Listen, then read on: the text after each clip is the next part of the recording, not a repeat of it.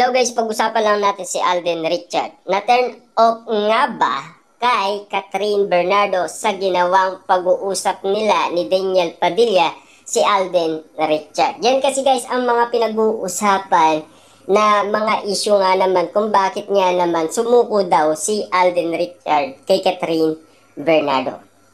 Yan kasi guys ang mga update na pinag-uusapan at pinagkakaguluhan at pinagpepestahan. At kung katotohanan nga ba guys? Kasi alam naman natin nagsalita yung Kat din guys na magkaibigan lang daw.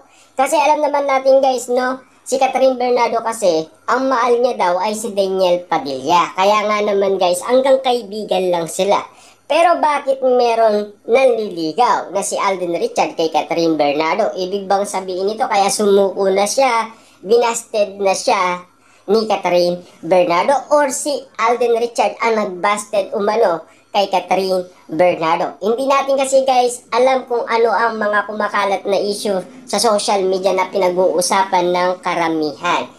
Porket nga kasi guys sumuko si Alden Richard, ang sinasabi nila binasted daw niya si Catherine Bernardo. At porket mahal ni Catherine Bernardo si Daniel Padilla, binasted daw ni Catherine Bernardo si Alden Richard. Yan kasi guys ang mga usapin na pinagkakaguluhan ng maraming netizens at mga sausawerang kapitbahay. Hindi natin alam guys kung bakit nga naman ganito na lamang ang mga issue. Eh siyempre kailangan guys magsalita din si Alden Richard, Catherine Bernardo, or Daniel Padilla sa lahat ng mga isyong kumakalat ngayon. Hindi natin maintindihan kung bakit nga naman na-turn off itong si Alden Richard. Dahil daw sa nangyaring Christmas special, dahil nagkita at nagkausa, lalong-lalo na guys, meron pang bouquet na bulaklak na bit-bit si Daniel Padilla. Eh siyempre guys, no, isipin ninyong mabuti. Kung usapan lang at wala naman talagang kinalaman sa balikan moment ng Katniel. Pero kung hanggang ngayon, mahal pa rin kasi ni Catherine Bernardo si Daniel Padilla, walang laban si Alden Richard. Kasi meron silang pinagdaanan ni Daniel Padilla at lalong-lalo na kung meron din kasalanan si Catherine Bernardo. Kung bakit niya naman nagkalabuan ang Katniel. Dahil sa pag-uusap nga naman ni Daniel Padilla at Catherine Bernardo, naipaliwanag ba ng maayos ni Daniel Padilla kung bakit nga naman siya nagloko?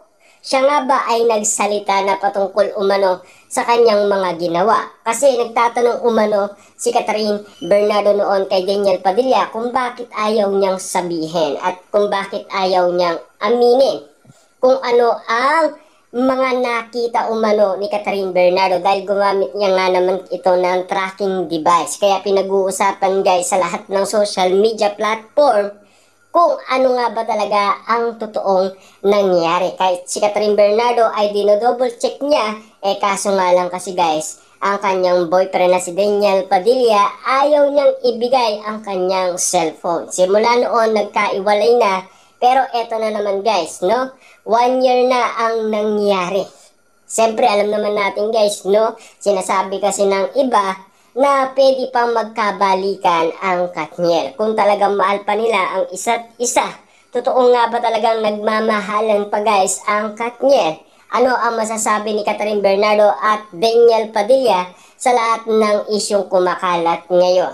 Totoo nga bang Team Katniel pa rin si Catherine Bernardo at hindi siya Team Kat din, at malabong mangyari na sagutin ni Catherine Bernardo si Alden Richard dahil ang inihintay niya ay si Daniel Padilla ang kumilos at talagang pinag-andaan mabuti ni Daniel Padilla ang kanyang gagawin. Kaya nga naman guys, parang nasusungkit niya muli ang matamis na oo ni Catherine Bernardo. Ibig sabihin nito, parang meron nga naman kasi guys balikan ang Katniel. Comeback is real na nga ba guys ang inihintay natin? Katotohanan na nga ba talaga guys ang inihintay natin sa pagbabalik tambalan ni Catherine Bernardo at Daniel Padilla?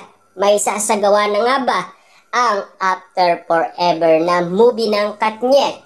Matutuloy na nga ba guys ang kanilang movie?